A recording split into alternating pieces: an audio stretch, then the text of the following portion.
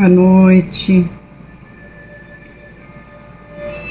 Boa noite.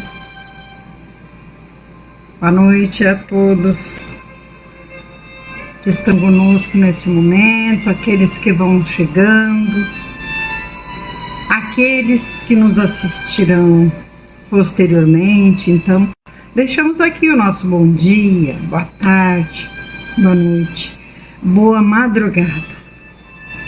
Porque outro dia eu soube que tem alguém que nos escuta também na madrugada. Então é bom sabermos. Então são exatamente 19 horas. Vamos elevar o nosso pensamento ao nosso Mestre Jesus, aos nossos anjos de guarda, esses benfeitores amigos que nos acompanham na jornada terrena. Já com as nossas águas, vamos acerenando o nosso coração, a nossa mente, respirando fundo e convidando Jesus a estar conosco, nos amparando, abençoando, colocando nas nossas águas o medicamento invisível e nos auxiliando a assimilar a leitura de hoje. Mestre amado, a leitura que fala de Ti, do Teu amor, do Teu amparo incondicional a cada um de nós, Teus irmãos menores. Derrama sobre todos nós as Tuas amorosas bênçãos e que de Tuas mãos luminosas venham as luzes para iluminar nossa mente, nosso coração, o nosso caminho, hoje e sempre. E te convidamos, Mestre amado, assim como aos nossos anjos de guarda, aos nossos mentores, convidamos que fiquem conosco, que nos acompanhem em mais este Evangelho no Lar. Que assim seja. Como sempre fazemos, sejam todos bem-vindos. Como sempre fazemos, nós lemos uma mensagem correspondente ao tema da noite, ao tema que vamos ler, para quem gosta de nos acompanhar. Abrimos hoje no capítulo 6, que fala do Cristo Consolador. Então, do jugo leve. E o livro Vivendo o Evangelho, que é uma psicografia de Antônio Badui Filho, e quem nos envia a mensagem é o Espírito André Luiz, nos diz assim: confia em Jesus.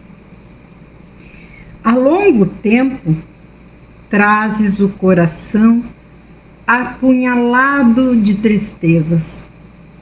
Choras a ausência do filho querido, que a morte te arrebatou ao convívio, transformando tuas horas em fardo pesado de angústias. Carregas nos ombros doloridos a cruz de preocupações aflitivas, arrancando-te lágrimas copiosas no silêncio das noites insones.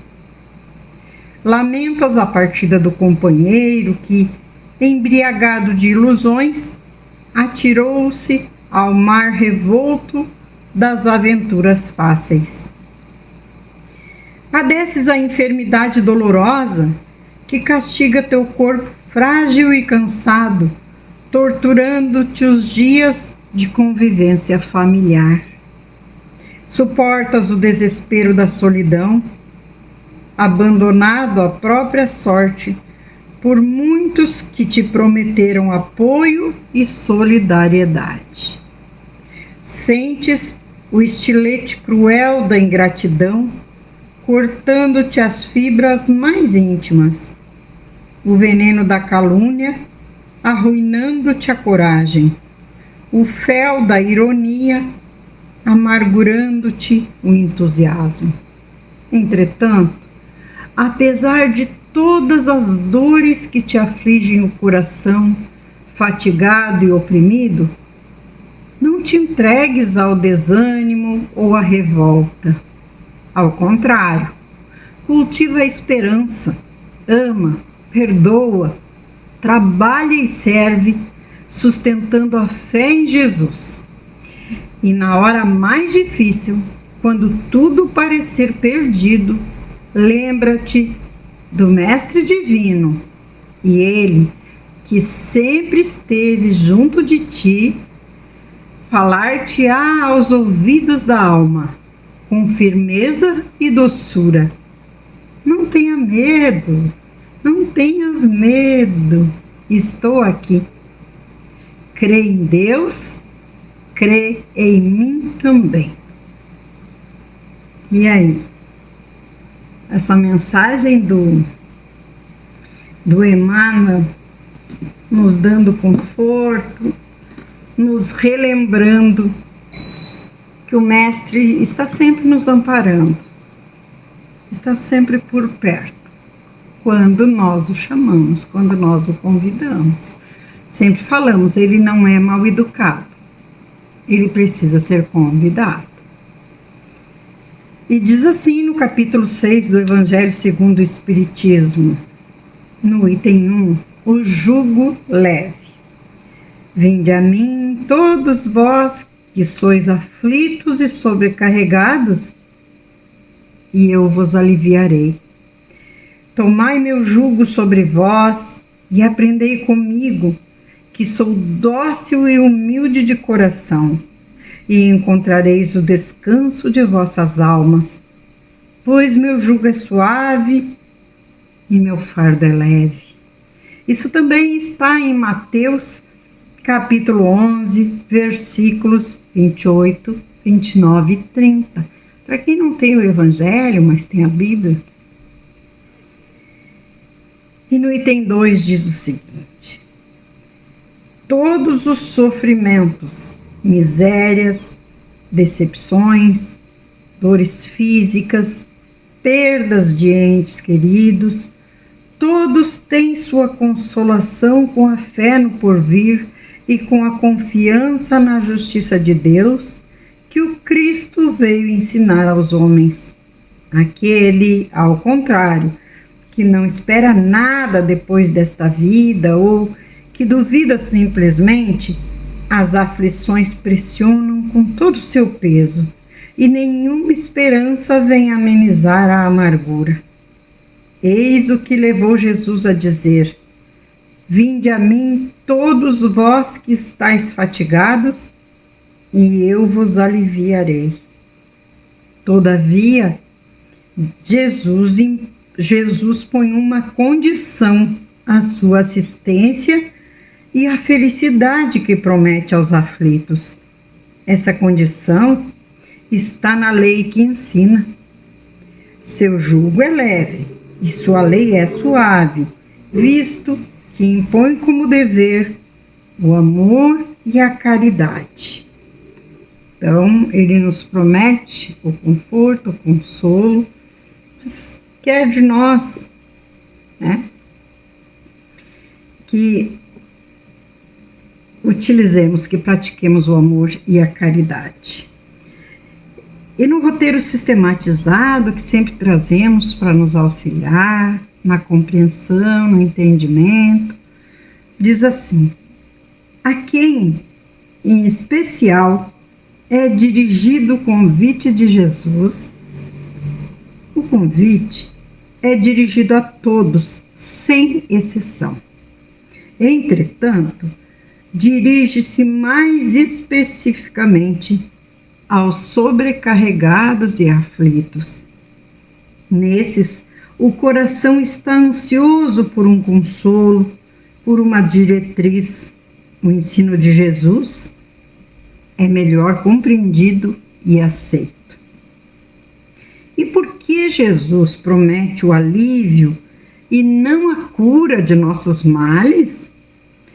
Porque, sendo os nossos males consequência de maus procedimentos no passado, a cura compete exclusivamente a nós. Porém, através do seu Evangelho, Jesus nos fornece os meios necessários para superar esses sofrimentos. Quando buscamos em Jesus e no seu Evangelho alívio para os nossos sofrimentos, ele nos conforta. E como podemos conseguir a libertação dos nossos sofrimentos? Através da reforma íntima, modificando nossas atitudes e pensamentos e vivenciando as diretrizes do Evangelho. O que disso não for possível fazer nesta vida, Deus nos propicia a reencarnação como recurso para continuar buscando. Compete a cada um de nós, por intermédio do livre-arbítrio, direcionar nossas ações para o bem, edificando assim a nossa libertação. Devemos entender esse repouso. O que devemos entender com a expressão repouso de vossas almas contidas nesse item? Devemos entender esse repouso como alívio e consolo decorrentes do nosso comportamento voltado para a reforma íntima e ajuda ao próximo, e não como sinônimo de ociosidade, de improdutividade e inatividade. Por isso Jesus disse: achareis o repouso para vossas almas. E é importante aqui quando fala, devemos entender esse repouso como alívio e consolo decorrentes do nosso comportamento voltado para a reforma íntima e ajuda ao próximo, né? E não como sinônimo de ficar sem fazer nada, né? Ser improdutivo, inativo, não. Porque é muito importante, quando estamos passando por algum sofrimento e que dizemos, colocamos a nossa dor no bolso e vamos auxiliar um irmão, fica muito mais fácil de carregar esse fardo. Por isso que Jesus diz que é leve com ele. Por quê? Porque quando a gente começa a olhar para dentro de nós e ficarmos nos vitimizando, ficarmos achando que só nós sofremos, ficarmos comparando a nossa dor com a do próximo, que a nossa dor é maior, é mais forte, é mais... Não! Isso só vai nos levar à depressão, vai nos levar a muitas enfermidades maiores do que às vezes nós temos. Assim como o ódio, né? Esses outros sentimentos. Então, quando a gente coloca a nossa dor no bolso, vai ajudar um irmão. Às vezes uma palavra que a gente diga, não precisamos nem falar materialmente ajudando. Moralmente, auxiliar com uma palavra de consolo, um abraço, um carinho, perguntar pelo WhatsApp, tão utilizado no nosso cotidiano. Como tu estás? Às vezes é só o que a pessoa precisa. E muitas vezes ela desabafa por ali mesmo. Então é disso que Jesus fala. Ele não nos convida a ficar inativos, né? Estacionados ali, parados, não fazer nada. Não é isso. Pelo contrário, ele manda colocar em prática o amor e a caridade. E como é que nós vamos colocar em prática? Fazendo alguma coisa pelo nosso próximo. E por nós mesmos, porque quando nós fazemos pelo próximo, o maior beneficiado somos nós mesmos. Isso nós podemos ter certeza. É bem simples. E aí diz assim ainda, seguindo no roteiro: onde encontramos a consolação para os nossos sofrimentos? Na fé no futuro e na confiança na justiça de Deus. Se nós acreditamos num Pai justo, misericordioso, bondoso, todo-poderoso, então também é verdade que a gente não deve dizer a Deus que nós temos um grande problema, mas nós devemos dizer ao problema: nós temos um grande Deus, um grande Pai, que tudo pode. O que quis dizer Jesus com a expressão meu jugo é suave e leve é o meu fardo? O jugo de Jesus é a observação do seu evangelho que aqui estudamos fraternalmente. E seu fardo é leve, pois consiste em praticar o amor e a caridade, aquilo que falamos. Esse jugo é leve e a lei é suave, pois que apenas impõe como dever o amor e a caridade. Então, que a gente possa ir pensando nisso. Ele nos promete o conforto, o consolo, ele nos promete e ele cumpre. Mas nós precisamos fazer a nossa parte e não é difícil. Nós só precisamos começar. E diz assim: Consolador prometido, no item 3 do capítulo 6 do Evangelho segundo o Espiritismo. Se vós me amais, guardai meus mandamentos, e eu rogarei a meu Pai, e ele vos enviará um outro Consolador, a fim de que permaneça eternamente convosco, o Espírito de verdade, que o mundo não pôde receber porque não vê e não o conhece, mas vós o conhecereis, porque ele permanecerá convosco e estará em vós. E o Consolador, que é o Espírito Santo, que meu Pai enviará em meu nome, ensinar-vos-á todas as coisas e vos fará relembrar tudo o que eu vos disse. Isso também está em João, capítulo 14, versículos 15, 16, 17 e 26. Jesus promete um outro Consolador. É o Espírito de verdade, que o mundo ainda não conhece porque não está maduro para compreendê-lo, e que o Pai enviará para ensinar todas as coisas e para fazer que se lembre do que o Cristo disse. Portanto, se o Espírito de verdade deve vir mais tarde ensinar todas as coisas, é porque o Cristo não disse tudo. Se vem fazer que se recorde o que Cristo disse, é porque terá sido esquecido ou mal compreendido. O Espiritismo vem, no tempo marcado, cumprir a promessa do Cristo. O Espírito de verdade preside a seu estabelecimento. Chama os homens à observação da lei de Deus. Ensina todas as coisas, fazendo que se compreenda o que Cristo só disse em parábolas. O Cristo disse que ouçam os que têm ouvidos para ouvir. O Espiritismo vem abrir os olhos e os ouvidos, pois fala sem figuras e sem alegorias. Levanta o véu deixado de propósito sobre certos mistérios. Vem, enfim, trazer uma suprema consolação aos deserdados da terra e a todos os que sofrem, dando uma causa justa e um objetivo útil a todas as dores.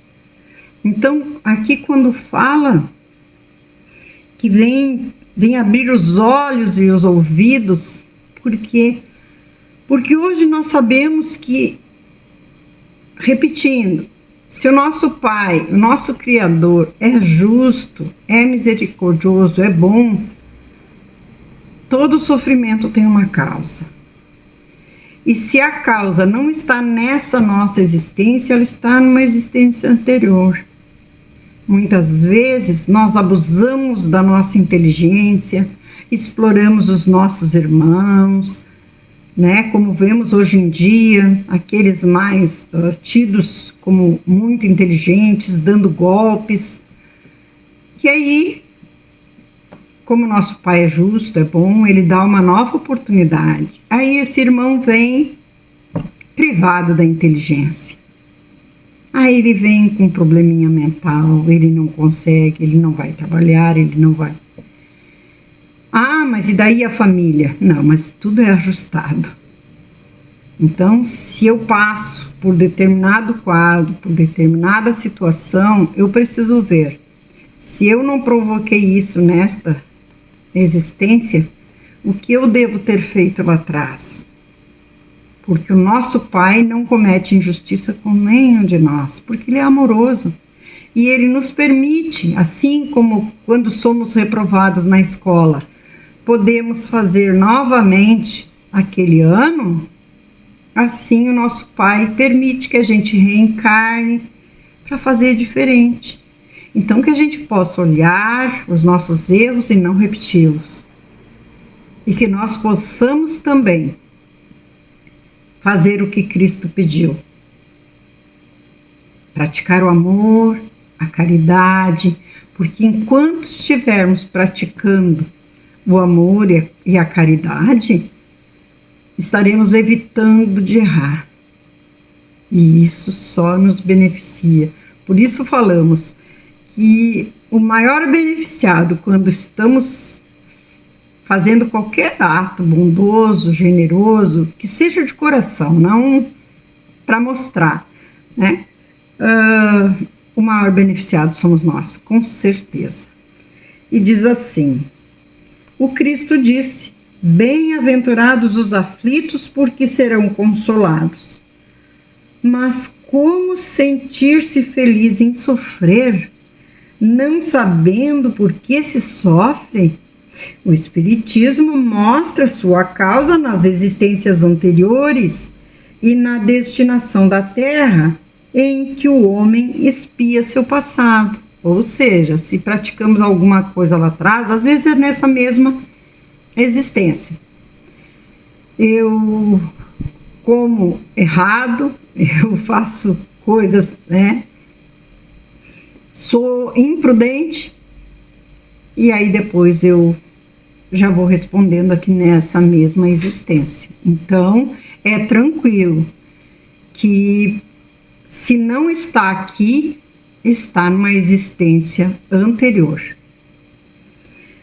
E diz assim o Evangelho: mostra seu objetivo no fato de todos os sofrimentos serem como as crises salutares que trazem a cura, a depuração que assegura a felicidade nas existências futuras. Ou seja, nós vamos nos depurando, vamos nos melhorando. Por isso a gente não pode empurrar com a barriga a nossa reforma íntima, a gente tem que procurar ir se melhorando nessa existência mesmo. O homem compreende que mereceu sofrer e acha o sofrimento justo. Sabe que esse sofrimento ajuda em seu progresso e aceita sem lamentar, como o operário aceita o trabalho que lhe deve valer o salário. O Espiritismo lhe dá uma fé inabalável no futuro e a dúvida pungente não mais tem lugar em sua alma, fazendo-o ver as coisas do alto, a importância das vicissitudes terrestres perde-se no vasto e esplêndido horizonte que o Espiritismo descortina. E a perspectiva da felicidade que o espera traz-lhe paciência, resignação e coragem de ir até o fim do caminho. Assim, o Espiritismo realiza que Jesus disse do Consolador prometido: conhecimento das coisas que faz com que o homem saiba de onde vem, aonde vai e por que está na terra. Um chamamento aos verdadeiros princípios da lei de Deus e consolação pela fé e a esperança. Então é disso que nos fala esse item do Evangelho, que nos fala do Cristo Consolador. Que possamos, quando oramos, colocar realmente, imaginar Jesus na nossa frente, porque Ele está sempre com as mãos estendidas para nós. Vamos imaginar essas mãos luminosas do Mestre ali esperando. Vamos colocar realmente em suas mãos tudo aquilo que nos aflige, nos perturba a mente, o coração. Às vezes as dores não são físicas, são emocionais. E quando nós temos uma dor muito forte por dentro, na alma, ela acaba vindo para o físico. Então vamos colocar nas mãos desse Mestre e confiar, não com aquela confiança cambaleante, vacilante, que fica com o pezinho atrás, mas na certeza que o amparo virá e ele vai vir. Vamos colocar a nossa água, agradecendo por todas as bênçãos que até aqui já recebemos. E com certeza, cada dia receberemos mais e mais. Estamos encerrando o nosso Evangelho no Lar, agradecendo a esse Mestre amado e aos benfeitores amigos que também se fazem presentes sempre nos nossos Evangelhos. E vamos novamente elevando o nosso pensamento, agradecendo por essa oportunidade. E que todos aqueles que nos assistem, que nos ouvem, aqueles que nos ouvirão depois, que todos estejam recebendo essas bênçãos, que possamos todos estar receptivos e que nas nossas águas sintamos o alívio ao beber dessas águas com fé. Derrama tuas bênçãos, Mestre Jesus, sobre cada um, onde se encontra nesse momento. Que tenhamos todos uma semana produtiva, de trabalhos, de estudo. Que aquele irmão que está procurando um trabalho, aquele que está passando por dificuldades, sejam espirituais, sejam materiais, que encontre uma mão amiga estendida em sua direção. Que possamos orar e confiar. Amado Mestre, guia-nos hoje e sempre. Que assim seja. Que assim seja, Mestre Jesus. Um beijo no coração e até o próximo domingo, se Jesus permitir.